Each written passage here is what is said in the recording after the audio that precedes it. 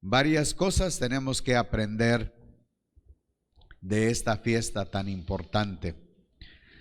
Dentro del Shavuot, el Eterno encerró principalmente su palabra.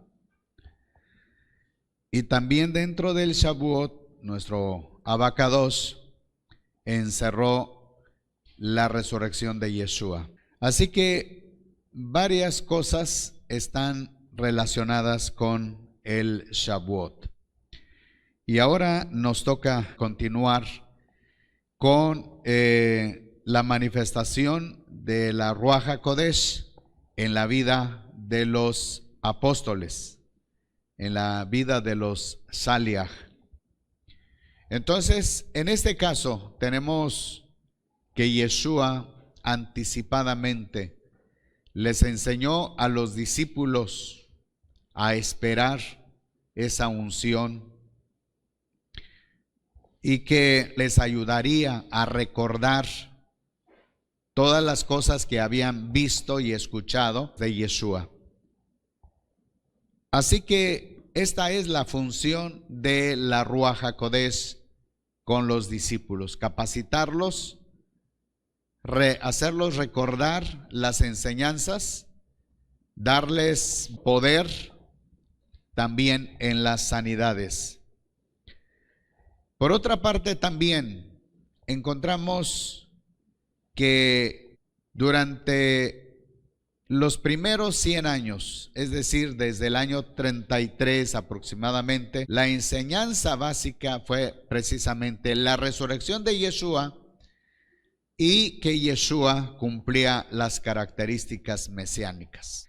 La diferencia del libro de los Hechos y el año 325, en el periodo del Imperio Romano a cargo de Constantino. Constantino presumía que todo lo que estaba haciendo es por la obra de la Ruach HaKodesh. Haber reunido los 300 obispos para delinear, para estructurar, para fundar, establecer una doctrina, una teología básica para el imperio. Cuando finalizan, él se exalta y dice: el Espíritu Santo nos guió para establecer, para escribir este documento. Y así se enseñó en todo el imperio. Y cuando habían edificado las grandes catedrales en el imperio, lo que llamó atención a la gente es precisamente el acabado de los edificios, de las construcciones. Las grandes catedrales se llenaron de multitudes de gente y todavía terminó Constantino diciendo que él había logrado mejores resultados que ni los discípulos ni Yeshua mismo hicieron. Todas las cosas que estaban haciendo era por obra del Espíritu Santo. Y la pregunta que nos hacemos ahora en esta tarde es: ¿cuál es la diferencia del año 325 al documento que encontramos en el libro de los Hechos? Es mucha la diferencia. Es grande la diferencia que encontramos. ¿Qué sucedió? ¿Qué pasó? Pareciera que hasta el año 100 se ven los hechos que Yeshua enseñó a los discípulos, las manifestaciones. Pareciera que hasta ahí llegó ese tiempo. Cuando desaparecen los apóstoles de la escena del territorio de Jerusalén, Judea, Eretz Israel, no se habló más de las cosas que sucedieron en manos de los apóstoles. Cuando se destruye el templo, los discípulos que sobrevivieron ese momento trataron de refugiarse en ciudades distantes de Jerusalén. Los creyentes que Rab Saúl había enseñado, había conducido en el camino del Eterno, todos estaban en las regiones de Grecia, desde Asia Menor, Éfeso, Filipos, Acaya, Corinto. Ahí se encontraban. Y momentáneamente estos creyentes no eran molestados por el imperio, puesto que pensaban que no eran judíos auténticos. Así que encontramos entonces el problema después del año 100. Empieza a haber la decadencia. Una prueba les doy aquí. Ese resultado después del año 100, hubo más de 5,000 variantes de traducciones de Mateo hasta Revelaciones. Y todo estos están en el Vaticano. Ahí están los documentos. ¿Por qué esas variantes si la Ruaj HaKodesh estaba con ellos? Una buena pregunta. Si el Espíritu Santo estaba con esos creyentes, ¿por qué entonces hubo más de 5,000 variantes? Si Yeshua anticipó a los discípulos: yo enviaré el Espíritu de verdad, Él los guiará a toda la verdad. ¿Qué sucedió? La promesa de Yeshua, la exactitud de la enseñanza de Yeshua permaneció hasta el año 100 con los apóstoles. Una vez que desaparecieron los apóstoles, entonces todo cambió. Y sin duda se cumple un mensaje de Rab Saúl a los Efesios capítulo 4, que dice: y no contristéis a la Ruaj HaKodesh. Sin duda, a partir del año 100 empezó a haber la decadencia, y es a raíz del anunciamiento que dio Rab Saúl a los efesios. Muchos creyentes en las regiones de Grecia, de Asia Menor, ya no estaban de acuerdo con la enseñanza de los apóstoles hasta el año 325, la era de Constantino. Encontramos entonces para ese momento la mentalidad humana. Cuando se reúnen los 300 obispos en el concilio de Nicea, tuvieron que pasar muchos días para analizar cada punto. Y con toda seguridad podemos decir, la Ruaj HaKodesh ya no estaba ahí. ¿Por qué tenían que hacer una estructuración de la enseñanza, de la doctrina? ¿Por qué? Los apóstoles no se juntaron para decir, bueno, hermanos, tenemos que juntarnos los 12 apóstoles porque tenemos que delinear lo que vamos a enseñar sobre la resurrección de Yeshua, sobre todas las enseñanzas que dio a conocer. Tenemos que nombrar un presidente o un encargado. Tenemos que poner a Kefas para que sea la persona responsable de dirigirnos. Eso no lo encontramos en ninguna parte de la Escritura, de los evangelios o de las buenas noticias o de las cartas. No hay ninguna enseñanza tal en que los discípulos, en que los apóstoles se hayan reunido para poder estructurar una doctrina básica para la congregación, excepto Hechos 15. Los apóstoles estaban en Jerusalén, la mayoría de los apóstoles. Rab Shaul estaba en la región entre los gentiles.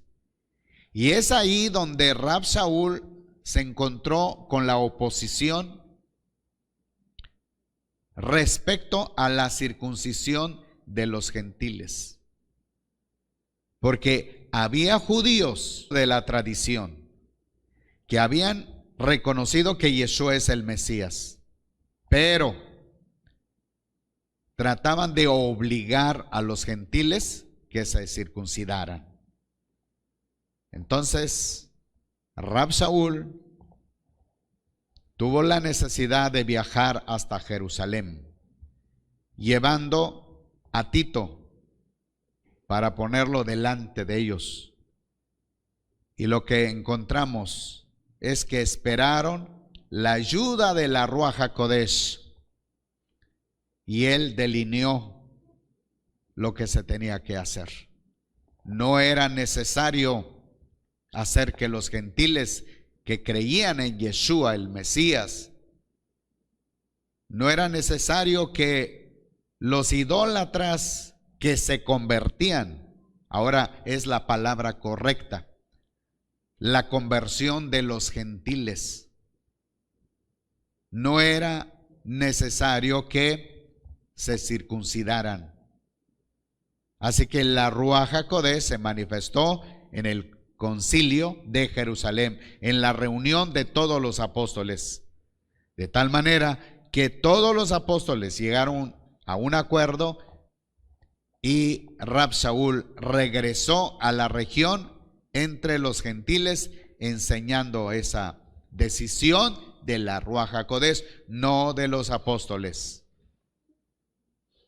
Así entonces podemos ver que nunca los apóstoles establecieron entonces una doctrina básica, un consenso de enseñanzas. Lo que hizo la Ruach HaKodesh es hacerles recordar lo que habían oído, lo que habían visto, lo que habían escuchado. Y esto prosiguieron enseñando a las comunidades. Y este tiempo del año 100 entonces es diferente del año 325 y de la reforma. Pero la reforma no hizo tampoco gran cosa al respecto. Siguió la misma enseñanza grecolatina de Constantino. El libro de los Hechos registra el momento en que el Todopoderoso, a través de Yeshua HaMashiach, derrama la Ruach HaKodesh. Y cuando se derrama, los hizo unir el pensamiento. Creo con toda sinceridad que el Eterno restaurará todas las cosas en su tiempo. Cuando levantó a Yeshua hacia su diestra, prometió devolverlo otra vez a la tierra hasta el tiempo de la restauración de todas las cosas. Sin duda, no estamos lejos de este tiempo tan importante. Sin duda, el Eterno tiene reservado cosas importantes para los últimos días. Versículo 1 del capítulo 10 dice: en Cesarea, cierto varón de nombre Cornelio, centurión de la corte llamada la Italiana, piadoso y temeroso de Elohim, con toda su casa, que hacía muchas limosnas al pueblo y oraba a Elohim continuamente. Como a la hora novena del día, vio claramente una visión a un ángel de Elohim yendo hacia él, que le decía: Cornelio. Y él, mirándolo fijamente y aterrorizado, dijo: ¿Qué pasa, Señor? Le dijo: tus oraciones y tus limosnas subieron por memorial delante de Elohim. Envía ahora, pues, unos varones a Jope y haz venir a un tal Simón llamado Kefas. Este posa con cierto Simón curtidor que tiene una casa junto al mar. Y cuando se fue el ángel que le hablaba, llamando a dos de los criados y a un soldado devoto de los que le servían constantemente, luego de explicarles todo, los envió a Jope. ¿Quién es Cornelio? Cornelio es un centurión, es decir, pertenecía al ejército romano. El imperio romano había controlado la tierra de Judea desde hacía aproximadamente 200 años. Es la razón por qué estaba Cornelio ahí en el territorio de Israel. Pero este hombre, a pesar de ser un extranjero, había conocido la Torá, había escuchado la instrucción, sabía muy bien la cultura del pueblo judío y sobre todo creyó en Elohim, y como creyente participaba en muchas formas, sobre todo compartiendo ayuda a los necesitados entre los judíos. Y viendo entonces el Todopoderoso la emuná que había en Cornelio, vemos que un ángel se le manifestó.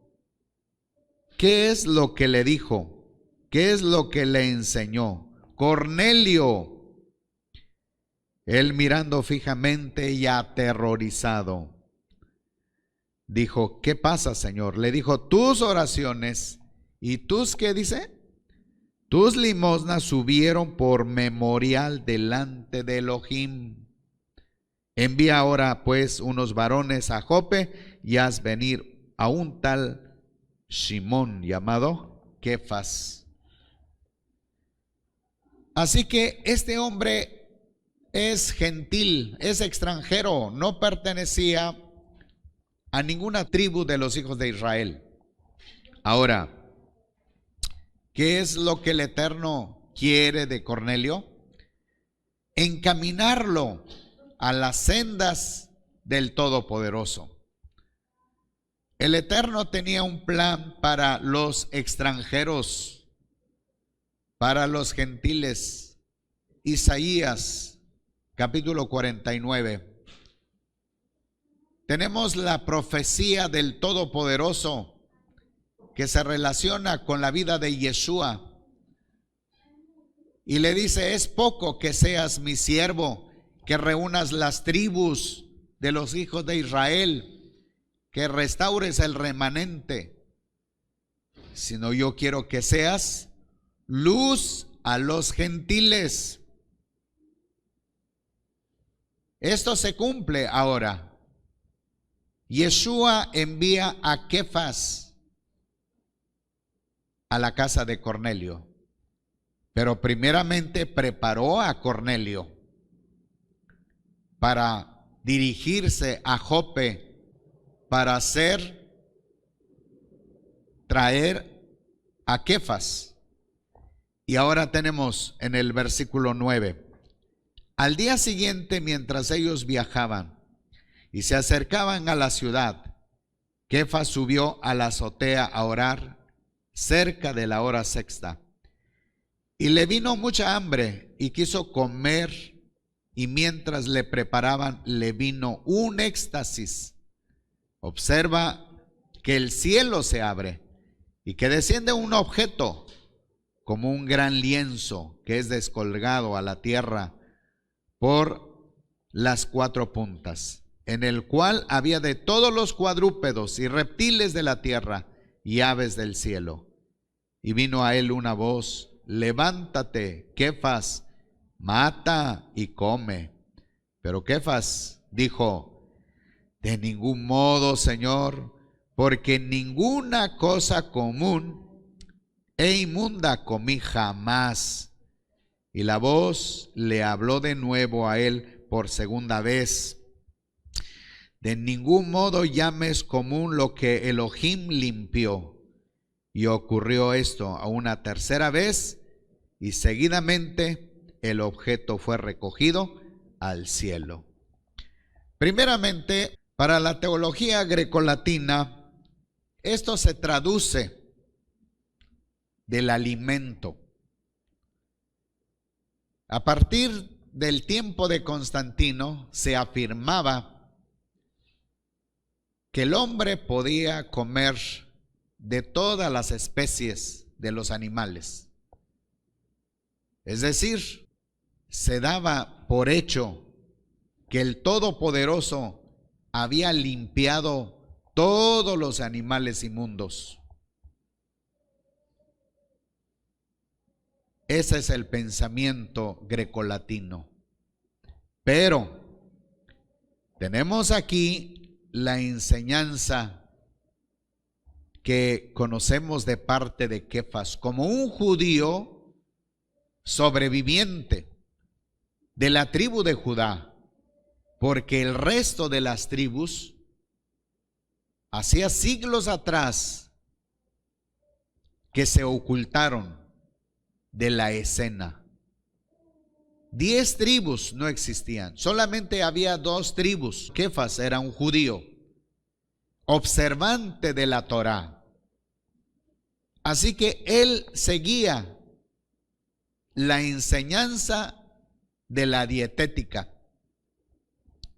que dijo: si la Torá enseña que no debemos de consumir animales inmundos, hasta hoy no he consumido. Eso da por hecho que ni aún en los días de Yeshua se consumió algo impuro, inmundo. Es decir, Yeshua siguió al pie de la letra la instrucción, la Torá. El grecolatinismo piensa que Yeshua sí comió carne de cerdo. Eso no es verdad. ¿Qué dijo Yeshua en Mateo capítulo 5? No he venido a abrogar la Torá o los profetas, sino a cumplir. Así entonces vemos que ni Yeshua ni los apóstoles habían comido cosa impura o animales inmundos. Entonces vemos pues que en esta visión de ese gran lienzo que desciende con los animales cuadrúpedos, aves, todos inmundos, y en ese momento que pasaba por la necesidad de que tenía hambre de pan, la voz le dice: Kefas, mata y come. ¿Ustedes creen que Kefas accedió? No. Por 3 veces Kefas negó. Dice: Señor, porque ninguna cosa común e inmunda comí jamás. ¿Se imaginan ustedes que el Todopoderoso le dice: bueno, Kefas, ciertamente hay una escritura en Levítico que narra las cosas que debes de comer, las cosas que no debes de comer, pero a partir de hoy te diré que ese capítulo está en desuso. Nuestro abacados es un Elohim de orden y no de desorden. Su palabra permanece para siempre. La palabra del Todopoderoso no se altera, permanece con firmeza. Y esto es lo que Kefas toma en cuenta, hace su defensa. No, Señor, de ningún modo. Y cuando se termina entonces esta visión, dice que el objeto fue recogido al cielo. Tenemos ahora el versículo 17. Y mientras Kefas estaba perplejo en sí mismo, ¿qué sería la visión que había visto? He aquí los varones enviados por Cornelio, habiendo averiguado por la casa de Simón, aparecieron en la puerta. Y llamando preguntaban, ¿posa aquí Simón el que llama Kefas? El que se llama Kefas, pensando Kefas en la visión. Ahora, vean ahí, la manifestación de la Ruaj del Todopoderoso. La Ruaj, ¿qué le dice? Le dijo, he aquí 3 hombres te buscan, así que levántate y baja y ve con ellos sin dudar, porque yo los he enviado. Estaba Kefas todavía pensando qué significa esta visión. En ese momento vemos la manifestación de la Ruaj, impulsándolo a recibir a esos extranjeros que lo estaban buscando. Muy bien, dice 21, bajando entonces Kefas hacia los varones, dijo, he aquí yo soy el que buscáis. ¿Cuál es la razón por la que estáis aquí? Y ellos dijeron, Cornelio, centurión, varón justo y temeroso del Eterno, de Elohim, aprobado por toda la nación de los judíos, fue instruido por un santo ángel para hacerte ir a su casa y oír algunas palabras de tu parte. Entonces, invitándolos a entrar, los hospedó y al día siguiente, levantándose, fue con ellos junto con algunos de los hermanos de Jope. Muy bien. Kefas ahora, mientras se encontraba pensando qué significado tenía esa visión, vemos que enseguida la Ruaj lo impulsó a recibir a esos forasteros, a esos extranjeros, sin dudar. No era un ser humano que le dice, oye, Kefas, pues vengo a decirte que te van a buscar, algunos extranjeros vienen por ti. Vemos que es la Ruaj HaKodesh que lo impulsa. Después de haber indagado la habitación, el lugar donde estaba Kefas, él abrió la puerta, dice, yo soy. ¿Cuál es la causa? ¿Por qué me buscan? Entonces los personajes no dicen, es que Cornelio es un buen hombre y quiere saber, quiere conocer algo más de lo que tú sabes. Lo primero que dicen, que el Todopoderoso se manifestó a él. Primero porque Cornelio era temeroso del Eterno, aprobado a la vista de todos los judíos. Así que los judíos habían aceptado la amistad, el compañerismo de Cornelio, porque había hecho muchos beneficios a favor de ellos. Pero el Eterno quería darle más información. Eligió a Kefas. Pero también tuvo que preparar la mente de Kefas para poder aceptar este reto. Y lo que vemos es la visión del lienzo de los animales inmundos. De esta manera el Eterno ilustró el propósito de él que tenía para con los extranjeros. ¿Por qué el Eterno usó ese lienzo? Simplemente es para poner acorde al pensamiento de Kefas como judío, porque todos los judíos tenían la idea de que los gentiles eran como los animales inmundos. En algunas ocasiones se les había dicho perros. De esa manera se expresaban de los gentiles. Y ahora pues el Eterno a través de Yeshua le manifiesta este lienzo. Y Kefas quizás no se acordaba suficientemente de la visión hasta que llegan a la casa de Cornelio. Entonces veamos lo que dice 24. Y al día siguiente entró en Cesarea, y Cornelio había invitado a sus familiares y amigos íntimos, y los estaba esperando. Y cuando Kefas fue a entrar, Cornelio, al encontrarse con él, cayó a sus pies adorándolo. Pero Kefas lo levantó diciendo: levántate, que yo mismo soy hombre. Conversando con él entró y halló a muchos que se habían reunido, y les dijo: vosotros sabéis cuán abominable es para un varón judío reunirse o asociarse con un extranjero. Pero Elohim me ha mostrado que no llame común o inmundo a ningún hombre. Por tanto, vine sin vacilación al ser llamado.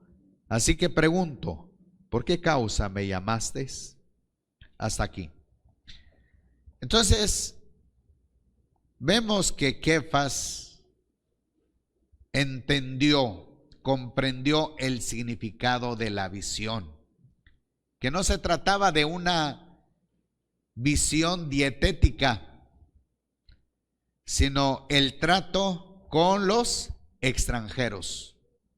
Así que Cornelio dice ahora: hace 4 días estaba orando en mi casa, a esta hora, la 9, y he aquí un varón con vestidura resplandeciente se puso delante de mí y dijo: Cornelio, tu oración fue oída y tus limosnas fueron recordadas delante de Elohim.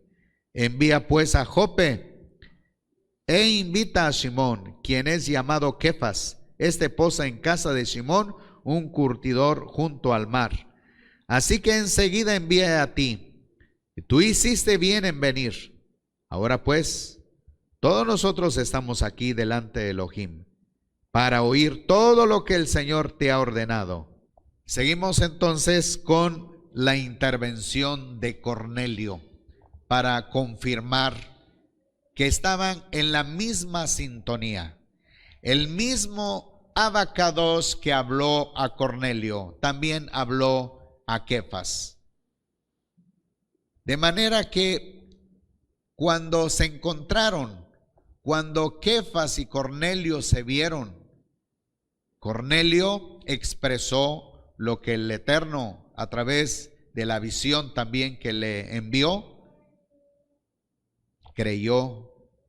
Kefas aceptó que era de parte del Todopoderoso. Y ahora vean esta afirmación que hace. Entonces Kefas tomó la palabra y dijo: en verdad comprendo que Elohim no hace acepción de personas. Este punto que estamos leyendo, este versículo que acabamos de leer, es distante al pensamiento grecolatino, grecorromano. Se toca este capítulo como si fuera una enseñanza dietética aprobada por el Todopoderoso. Se habla de que el cerdo es limpio. Esa es la conclusión que llegó el grecorromanismo.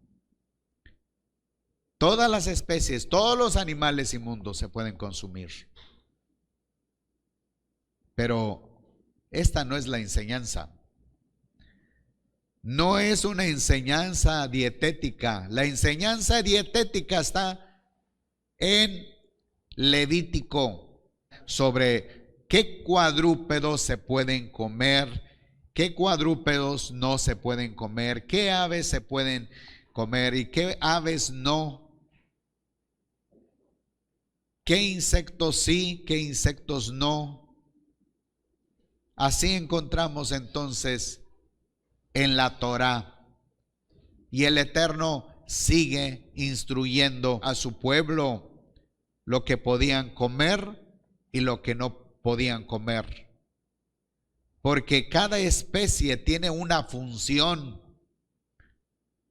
Hay especies que pueden servir para nosotros para consumo, pero hay especies que el Eterno los creó para la limpieza de la tierra o en los mares. Y entonces este pasaje no se refiere a la dieta, sino el trato a los gentiles. Y vean ustedes esto: en verdad comprendo que Elohim no hace acepción de personas. Con toda confianza, con toda libertad, Kefas no tenía más temor de que los judíos de la tradición lo acusaran de estar violando la tradición. Él dependía del Todopoderoso. La instrucción es del Abacados. Ahora pues empieza a decir: sino que de toda nación se agrada del que le teme y hace justicia. Y él envió palabras a los hijos de Israel, proclamando Shalom por medio de Yeshua HaMashiach, quien es Señor de todos. Está presentando ahora a Yeshua como Señor. Vosotros sabéis la palabra que se divulgó por toda Judea, comenzando desde Galilea, después del bautismo que proclamó Yohanan, respecto a Yeshua de Nazaret, cómo Elohim lo ungió con la Ruach HaKodesh y poder. Este anduvo haciendo el bien, sanando a todos los oprimidos por el diablo, porque Elohim estaba con él. Y nosotros somos testigos de todas las cosas que hizo, tanto en la región de los judíos como en Jerusalén. A este mataron colgándolo en un madero. A este levantó Elohim al tercer día. Le concedió hacerse visible, no a todo el pueblo, sino a unos testigos designados de antemano por Elohim, a nosotros que comimos y bebimos con él, después que resucitó de entre los muertos, y nos mandó que proclamáramos al pueblo y declaráramos solemnemente que este es el juez de vivos y muertos designado por Elohim. De este dan testimonio todos los profetas. Todo el que cree en él recibe el perdón de pecados por medio de su nombre. Aún estaba hablando Kefas estas palabras cuando la Ruach HaKodesh cayó sobre todos los que oían la palabra. Y los fieles de la circuncisión que habían ido con Kefas se asombraron de que también sobre los gentiles había sido derramado el don de la Ruach HaKodesh, porque los oían hablando en lenguas magnificando a Elohim. Entonces Kefas continuó: ¿puede acaso alguno impedir el agua para que no sean bautizados estos que también han recibido la Ruach HaKodesh como nosotros? Y mandó que fueran bautizados, que hicieran tevilá en el nombre de Yeshua HaMashiach. Después de esto, le rogaron que se quedara por algunos días. Amén. Hasta aquí vamos a detenernos. Kefas llegó a ser un instrumento de nuestro Padre Celestial, al servicio de Yeshua HaMashiach. Llevó consigo varios hermanos judíos creyentes, seguidores de Yeshua. Fue con ellos hacia Cesarea, donde se encontraba Cornelio. Y cuando él empezó a enseñar los pormenores de la vida de Yeshua, desde el tiempo de su unción, siguiendo la enseñanza hasta llegar a la cruz, llegar a la muerte, hablar de la resurrección. Esta enseñanza impartió a Cornelio y a sus amistades. Entonces, el Padre, a través de Yeshua HaMashiach, hizo la manifestación de la Ruach HaKodesh sobre los gentiles. Es la primera vez que tenemos un discípulo, un apóstol, acudiendo a un gentil, Kefas. Así que la profecía de Isaías 49 se hace patente en este momento. Y la enseñanza de Yeshua: pero me seréis testigos en Jerusalén, en Judea, Samaria y hasta lo último de la tierra. Un gentil recibe la palabra del Todopoderoso. Un gentil le es ministrado la Ruach HaKodesh, pero de parte del cielo, no de parte de Kefas. Ahora, ¿qué es lo que prosiguió Kefas a hacer con Cornelio?